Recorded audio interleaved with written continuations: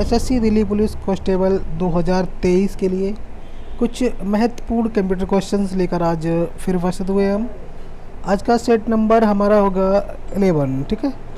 और इससे पहले अगर आपने हमारे चैनल को सब्सक्राइब नहीं किया है तो चैनल को सब्सक्राइब कर लें और वीडियो को लाइक करें, शेयर करें, कमेंट करें। तो टाइम वेस्ट न करते हुए सबसे पहले क्वेश्चन नंबर 1 शुरू करते हैं आज का। तो देखो, पहला क्वेश्चन होगा हमारा, MS वर्ड में सब स्क्रिप्ट के लिए क्या शॉर्टकट की दबाएंगे। जैसे MS वर्ड में सब स्क्रिप्ट, सुपर स्क्रिप्ट और सब स्क्रिप्ट दो ऑप्शन होते हैं हमारे ये।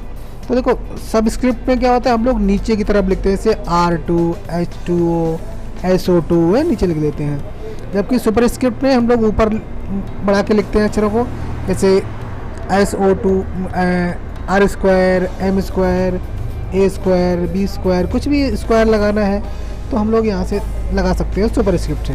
लेकिन यहाँ पे हम लोग पूछ रहे हैं सब स्क्रिप्ट का प्रयोग। सब स्क्रिप्ट क्या होता है, नीचे की ओर हमें बढ़ाकर लिखना होता है। देखो, सब स्क्रिप्ट के लिए शॉर्टकट होता है कंट्रोल के साथ बराबर बटन दबाते हैं, कंट्रोल बराबर, जबकि सुपर स्क्रिप्ट का कंट्रोल शिफ्ट बराबर होता है, ठीक है। क्वेश्चन नंबर अगला हो जाएगा हमारा, किसी वेब ब्राउज़र में न्यू टैब के लिए शॉर्टकट होगा। जैसे कोई वेब ब्राउज़र चला रहे हो, गूगल क्रोम चला रहे हो या मोजिला चला रहे हो, कुछ भी, कोई भी वेब ब्राउज़र हो कहने का मतलब। तो अगर हम उसमें नया टैब ओपन करना चाहते हैं तो नए टैब के लिए शॉर्टकट की क्या होगी। देखो, नए टैब के लिए शॉर्टकट होती है कंट्रोल+T। कंट्रोल और T दबा देंगे तो नया टैब खुल जाएगा। क्योंकि कंट्रोल N हमारा न्यू विंडो के लिए होता है, पूरा न्यू विंडो ही खोल लेता है यहाँ पर, ठीक है। कंट्रोल M न्यू स्लाइड के लिए होता है, प्रेजेंटेशन में होता है, ठीक है। क्वेश्चन नंबर अगला हो जाएगा हमारा, निम्न में से कौन एनालॉग सिग्नल को डिजिटल सिग्नल में बदलने से संबंधित है। देखो, 4 ऑप्शन दे रखे हैं, इनमें ये पूछ रहा है कि कौन है जो एनालॉग सिग्नल को डिजिटल सिग्नल में बदलता है।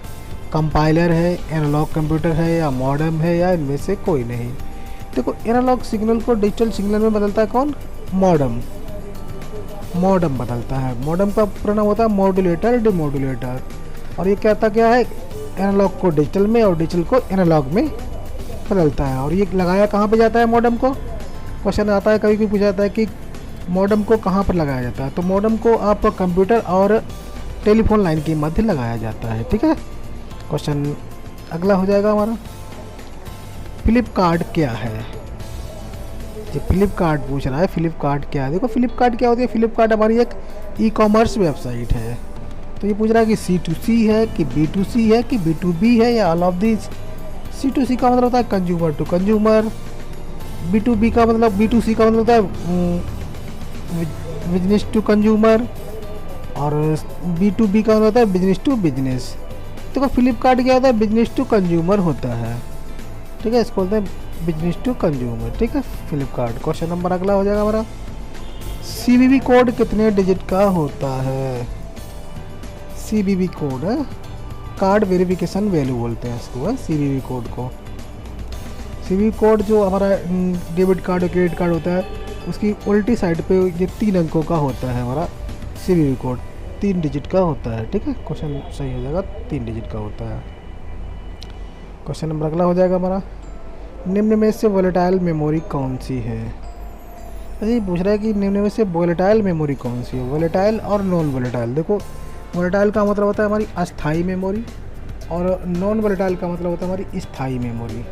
तो ये पूछ रहा है कि निम्न में से अस्थाई मेमोरी कौन सी है। वोलेटाइल का मतलब होता है अस्थाई, तो अस्थाई कौन सी है, रैम है कि एस रैम है कि डी रैम है कि ऑल ऑफ दीज। देखो, रैम का मतलब होता है रैंडम एक्सेस मेमोरी, ये हमारी अस्थाई मेमोरी है। दूसरा है एस रैम, इसका मतलब होता है स्टैटिक रैंडम एक्सेस मेमोरी, ये भी अस्थाई मेमोरी होती है। फिर डी रैम, इसका मतलब होता है डायनेमिक रैंडम एक्सेस मेमोरी। तो ये हमारी 3 के तीनों कैसी है, अस्थाई मेमोरी है, मतलब वोलेटाइल मेमोरी है। तो सही आंसर हो जाएगा हमारा option D, all of these. All of these सही आंसर हमारा हो जाएगा, ठीक है। क्वेश्चन नंबर अगला आ जाएगा हमारा, निम्न में से भिन्न है। 4 ऑप्शन दे रखे हैं, निम्न में से भिन्न है, ये पूछ रहा है कौन सा अलग है। जैसे नॉर्टन, क्विक, अवास्ट, क्रीपर। तो इनमें से अलग क्या होगा। देखो नॉर्टन क्या होता है, नॉर्टन सीरीज के बारे क्या एंटीवायरस आते हैं, एंटीवायरस होता है। क्विक हील ये भी एंटीवायरस है, आवाज़ ये भी एंटीवायरस है। जबकि क्रीपर, क्रीपर क्या है, ये पहला वायरस है, ये क्या है वायरस है। तो ये तीनों तो क्या है हमारे एंटीवायरस है, जबकि ये वायरस है। ठीक है, तो यही अलग हो जाएगा हमारा क्रीपर। क्रीपर दुनिया का पहला वायरस था जिस, ठीक है। क्वेश्चन नंबर अगला हो जाएगा हमारा, किसी वेब ब्राउज़र में हिस्ट्री देखने के लिए शॉर्टकट होगा। अब जैसे किसी वेब ब्राउज़र में गूगल क्रोम या कुछ भी आप चलाते हो, कोई ब्राउज़र चलाते हो, उसमें अगर आपको हिस्ट्री देखनी है तो शॉर्टकट की क्या दबाएंगे, कंट्रोल M दबाएंगे, कंट्रोल T दबाएंगे, कंट्रोल H दबाएंगे या फिर नोटा। तो देखो हिस्ट्री के लिए कंट्रोल के साथ H बटन दबाते हैं, ठीक है।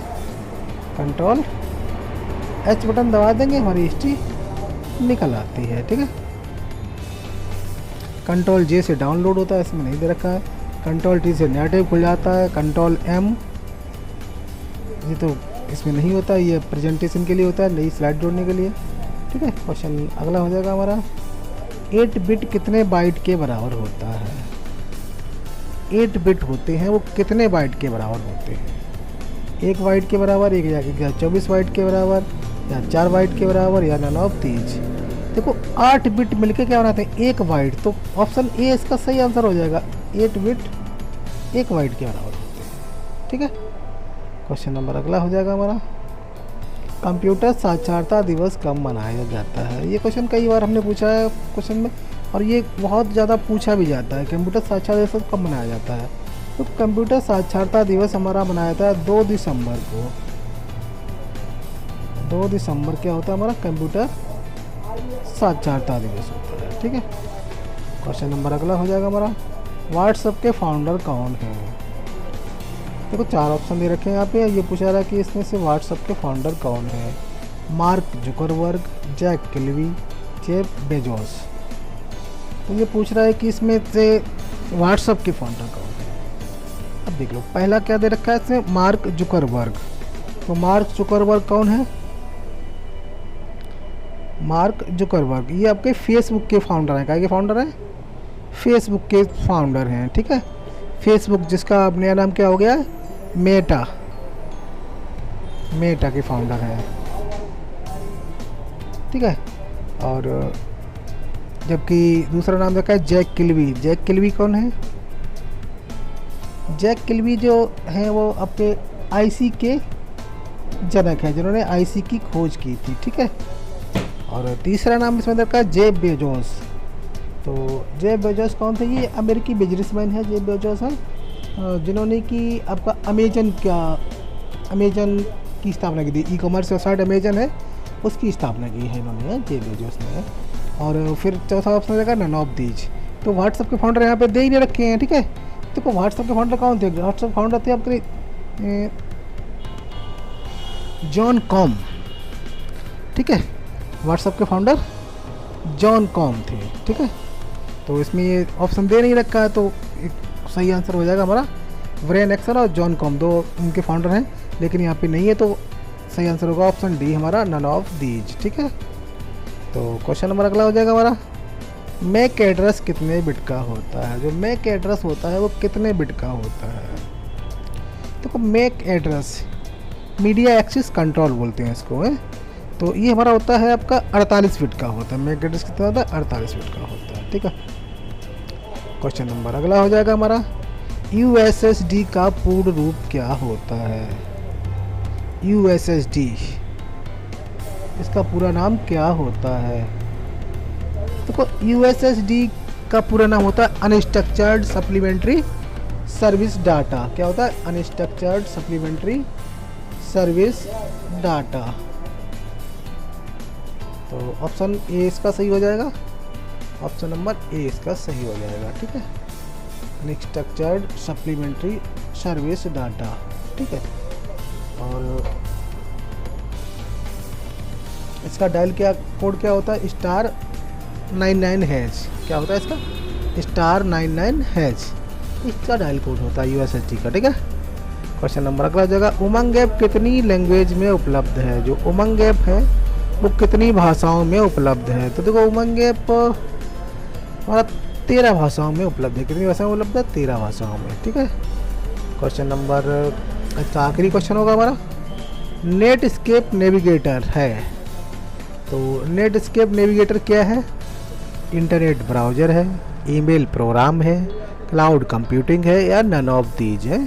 तो देखो, नेटस्केप नेविगेटर होता है हमारा इंटरनेट ब्राउज़र, या उसको वेब ब्राउज़र कर सकते हैं। ठीक है, जो कि ये आपका एक पहला व्यावसायिक वेब ब्राउज़र भी बोला जा सकता है इसको, है कमर्शियल वेब ब्राउज़र भी इसको कहते हैं, नेटस्केप नेविगेटर को। ठीक है, तो ये थे आज के हमारे कुछ महत्वपूर्ण क्वेश्चंस। आशा करते हैं आपको पसंद आए होंगे, और अगर वीडियो पसंद आया हो तो अधिक से अधिक शेयर करें, लाइक करें, और चैनल को सब्सक्राइब ज़रूर कर लें। वीडियो देखने के लिए धन्यवाद।